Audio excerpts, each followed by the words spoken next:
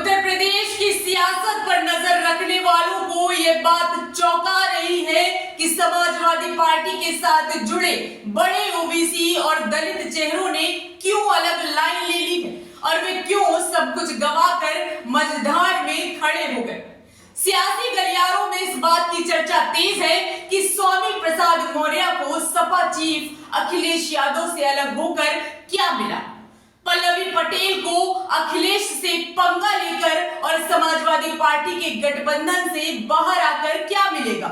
सलीम शेरवानी ने समाजवादी पार्टी तो छोड़ दी, लेकिन आखिर इससे उन्हें हासिल क्या हुआ। केशव देव मौर्य को अखिलेश से पंगा लेकर क्या मिलने वाला है और इन सब से इतर चंद्रशेखर आजाद उत्तर प्रदेश में अकेले लड़कर कौन सा तीर मार लेंगे। दरअसल इन सवालों के जवाब ना तो इन नेताओं के पास है और ना ही जनता ये समझ पाई है कि ये किस सियासत का हिस्सा है। दरअसल 2024 का खेल ये नेता भी समझ रहे थे और अखिलेश यादव भी, मगर सपा संस्थापक मुलायम सिंह के जिस चरखा दांव की चर्चा हमेशा सियासत में होती रही है, उसे अखिलेश यादव ने इन नेताओं के साथ चल दिया।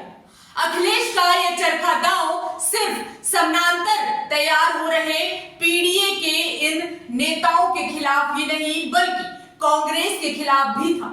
अखिलेश ने ऐसा चरखा चला कि कांग्रेस के पांव तले जमीन खिसक गई और समानांतर पीडीए बना रहे ये नेता ना घर के रहे और ना घाट के। ये सभी नेता अपने लिए या अपनों के लिए अखिलेश यादव पर ज्यादा से ज्यादा टिकटों का दबाव बना रहे थे।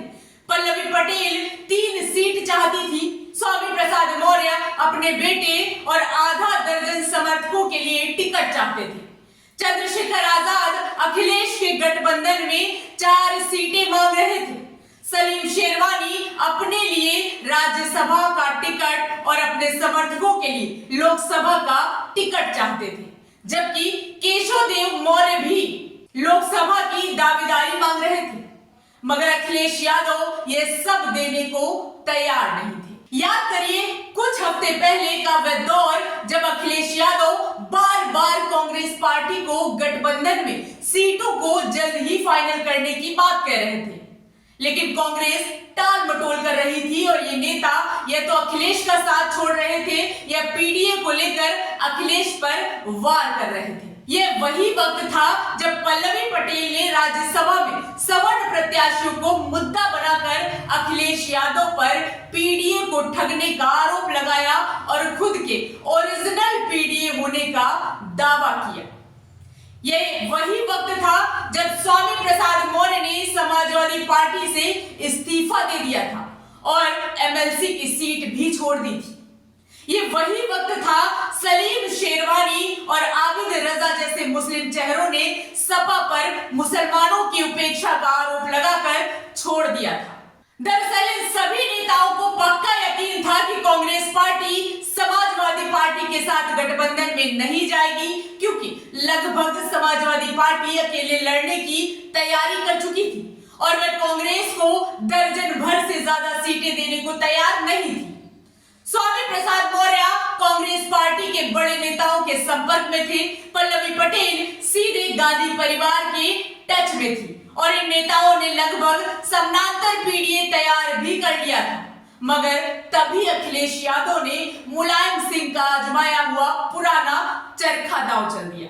इंडिया ब्लॉक के सभी बड़े घटकों ने कांग्रेस पार्टी को आगाह कर दिया कि अगर अखिलेश यादव से गठबंधन नहीं हुआ तो फिर इंडिया ब्लॉक टूट जाएगा। ऐसे में कांग्रेस पार्टी के साथ इस गठबंधन में आने के सिवाय कोई रास्ता नहीं बचा और अखिलेश यादव ने भी कांग्रेस के लिए 17 सीटों का ऐलान कर बता दिया कि वह कांग्रेस के साथ ही जा रहे हैं। राहुल और प्रियंका के इस मामले में आखिरी वक्त पर इंटरवेंशन के बाद सपा और कांग्रेस की डील फाइनल हो गई और समानांतर पीडीए बनाकर चल रहे ये नेता सड़क पर आ गए। अब चूंकि अखिलेश यादव उत्तर प्रदेश में इंडिया गठबंधन के कोऑर्डिनेशन को देख रहे थे, ऐसे में सभी पार्टियों को अखिलेश यादव से ही सीटें तय करनी थी। एक बार कांग्रेस और सपा की डील तय हो गई, उसके बाद ये सभी नेता न घर के रहे न घाट के।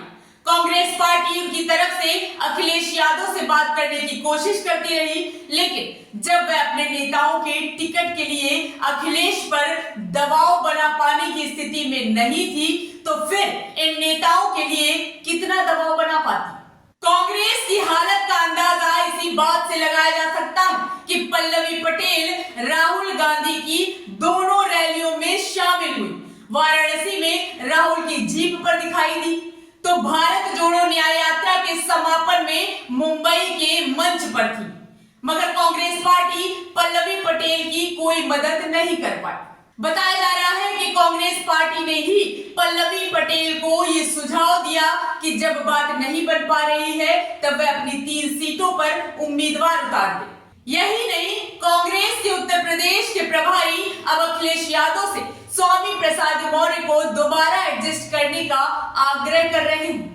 कुल मिलाकर कांग्रेस पार्टी ने इस काल्पनिक समानांतर पीडीए को हवा तो दी, लेकिन उनका साथ नहीं दे पाए।